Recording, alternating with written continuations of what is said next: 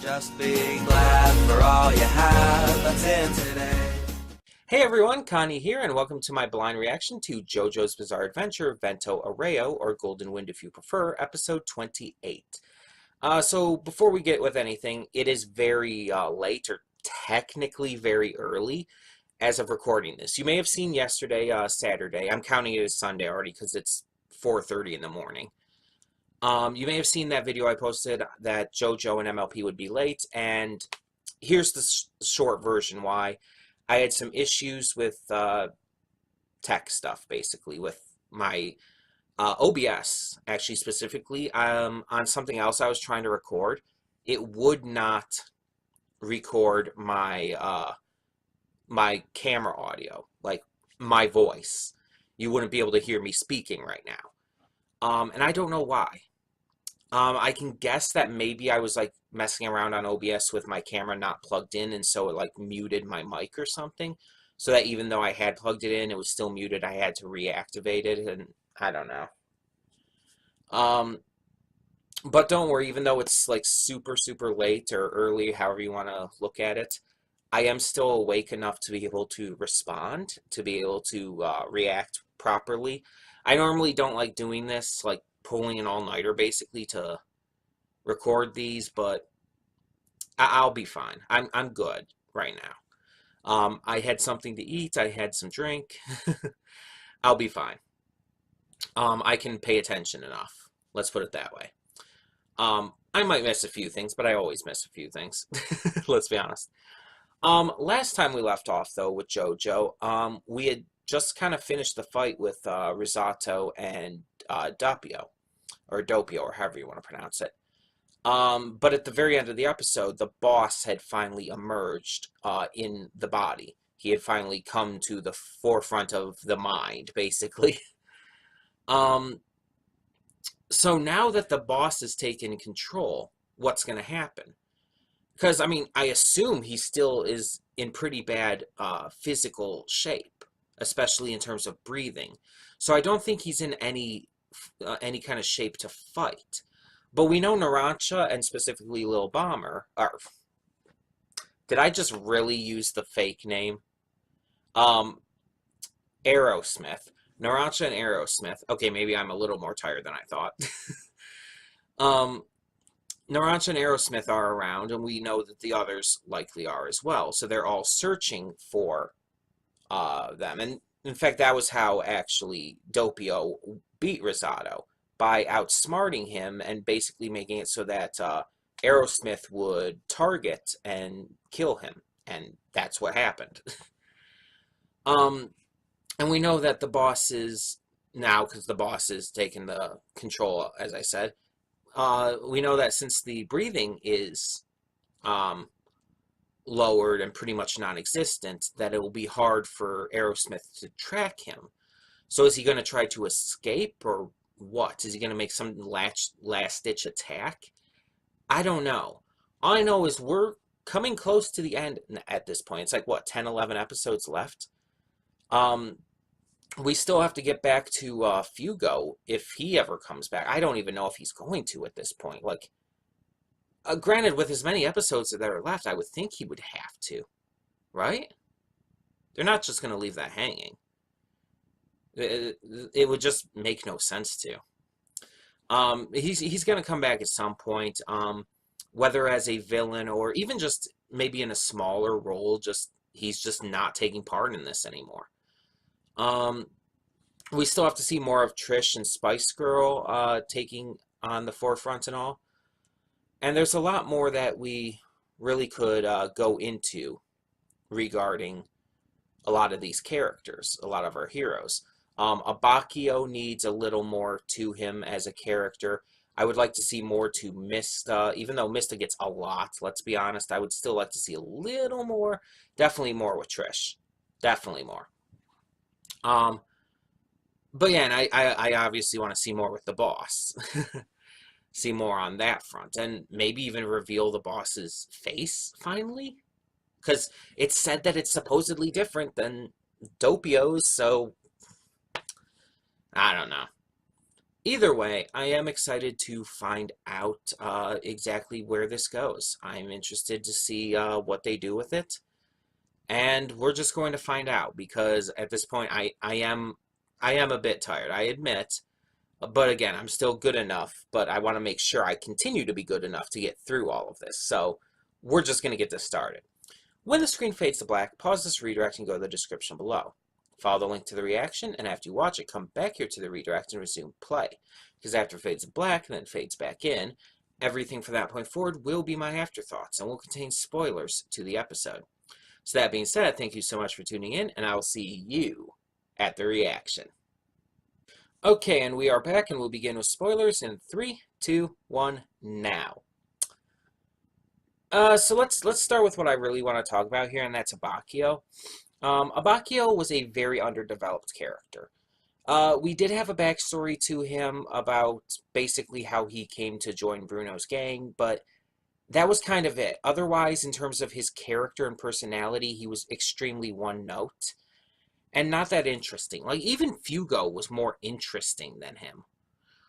Abakio was so one note, and it was basically just anger and distrust and everything all the time, if we're being honest. He never came across as like anything more than that. Like Narancia, even Mista and Bruno and Trish even have much better character than him. So it's kind of sad to see him die. And they made very clear that he died. He like for good. They made that very clear. It's sad to see him die and not be able to become a truly, in my opinion, fully fledged character beforehand. But let's talk about the episode. So the episode has two main factors to it. The boss trying to escape and everything, get out of there, and like moving forward. This was, you could say it's kind of a transitional episode. Going off of the reveal of the boss and moving into the next stage of things, whatever that ends up being. So the boss's escape, he finishes off Risotto with help from Aerosmith, unintentionally. And funny enough, actually, I think Risotto kind of kills himself in the end because he was using Metallica to control Aerosmith to try and take the boss out with him, but ends up just the boss uses King Crimson to skip, well, basically delete 0.5 seconds of time, which is just enough for the bullets to phase through where he'd be, and take out Risotto instead. So after that, though, the boss is extremely weak and is trying to get away, but Narancia and Bruno are coming up to investigate and all. And so he kind of distracts them by basically kidnapping one of the tourist kids and practically killing him. Let's be honest, like he wasn't going to survive that. That kid was pretty much dead. And uses that as a distraction for Narancia, for his Aerosmith. Meanwhile, the boss had headed back down and basically taken the place of the kid after having eaten a frog and gathering iron back from that. And I noticed almost right away, like the instant I saw the back of his head, it's like I recognized that hairstyle right away. And so he uses that opportunity to take out Abakio, who's using Moody Blues to try and discover the boss's face by rewinding to when that picture was taken. And as we see in the end, it does technically work because even though he dies, he is able to implant the boss's face into that statue, into the stone first. Not a statue, but that stone kind of tablet thing. I don't know how to describe it. But yeah, so they technically succeed. Our heroes succeed.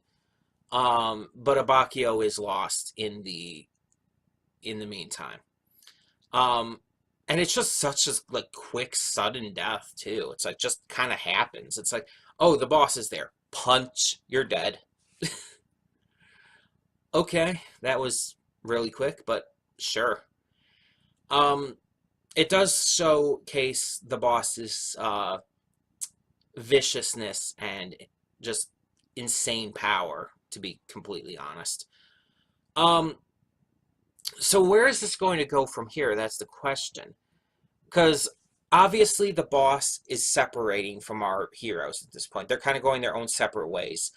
And so I don't, and so that's kind of come into play when they get back in, when they re, I don't want to say reconnect or reunite because makes them sound like allies. When they come back at heads by the end to have the final battle and all.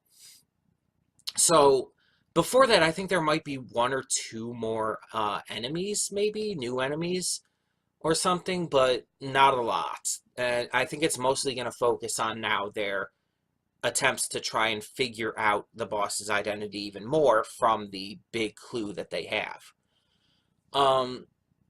Otherwise, I don't know. Now, the one question is, with everything we've seen of the boss's power and everything, how are they going to defeat him? Like, because I doubt the final battle is going to have anything to do with Doppio being in control of the body. So, I mean, that's the only reason that Risotto was able to do as much as he did. And honestly, I still question whether or not our heroes could even take on Risotto that well. But yeah, the only reason he did as well as he did was because he was facing Doppio, not the boss. And I definitely think that they're going to face the boss in the final battle. So the question is, with the full power of King Crimson at his disposal, how in any sense of the word, are they going to possibly win? His stand is so freaking OP. And that kind of brings me to a theory that I have. And I usually wouldn't share these, but I really want to share this one because I think there's enough evidence to it. So in the opening, now prior to, right when the opening was released and stuff, the first episode was released in, I do know some people were talking about how it revealed a lot. And I mean, people have said that all the JoJo openings actually reveal quite a lot. So that's not a big surprise to me. But I was thinking about it. I was thinking like how they could possibly defeat him in between the last episode and this one. And when I watched the opening again, it's like I noticed something that I noticed before but never really thought about before, you know? I noticed how prominent the arrow is. Despite the fact that we haven't seen the arrow since Pulpo and Black Sabbath, it is still excessively prominent here. And that makes me believe that and the way it's shown, not just the prominence of it, but the way it's shown in the opening, makes me believe that it's going to be integral to defeating the boss. But the question is how? And I think there's only 3 ways it can be. One, well, actually, they all kind of tie together. So let me say how they tie together first. I think that it's all going to come down to one question that I've personally always wondered, and I might be completely wrong about this, but a question I've always wondered since the arrow was first introduced in Part 4, and I don't think was answered in Part 4. I might be completely forgetting something here, but what happens if the arrow pierces someone who already has a stand? Like, the arrow, it pierces someone, and it has a chance of giving someone a stand, or unlocking their stand, technically. And anyone else just dies. So, if someone already has a stand, what happens if they're pierced again? Because that would automatically mean they have the potential for a stand. Would they get a second stand? And that's kind of where my theories come into play. There's 3 of them. So either they get a second stand, their stand is somehow enhanced in a way, or someone who is pierced with an arrow who already has a stand is killed. It like just kills them automatically. It has to be one of those 3 options, I feel. With the prominence of the arrow in the opening, it has to be important, and that's the only way I can think that it would be used here. If it's the latter option and it just would kill whoever is pierced by it who already has a stand, then obviously it would have to be somehow utilized against the boss without him being able to stop it, which is a trick in and of itself. But then there's the options of possibly either giving a second stand or enhancing a stand. So if it somehow gave a person a second stand, I would assume it'd have to be Giorno, because he's the main JoJo, even though he has had, honestly, less notable screen time than, honestly, Bruno or Narancia or Mista. He's still technically the main JoJo, so he's going to be the one to have to finish this off. So if he gets a second stand, though, it's going to have to be something powerful enough to take, or to at least counteract the boss's King Crimson. But then there's the idea of it maybe enhancing his stand. I mean, I don't think we've seen anything like that before, where a stand is just straight up enhanced, straight up powered up. Like, I mean, other than technically Echoes for Koichi, because Echoes kind of has 3 different forms, Act 1, Act 2, and Act 3, and it grows in a similar fashion to Cell from Dragon Ball Z, which honestly it's clearly based off of. But just in general, like, you don't see stands like getting secondary forms like that, other than, again, Echoes, which doesn't really count because that's kind of the point of the stand. That's part of it. So I'm just kind of curious, like, what would that entail? How would you amp up Gold Experience's powers to be able to counteract King Crimson's? I have no clue. And I don't even know if any of these theories are right. These are just my theories at the moment. They could be completely off. But either way, do not tell me if I'm right or wrong.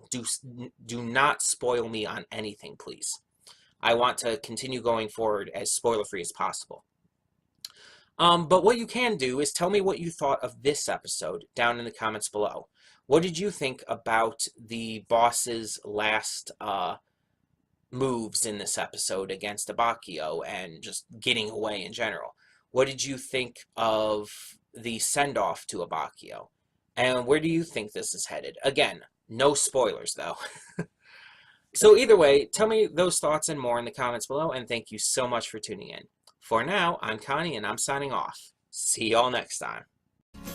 And though you've come through many obstacles,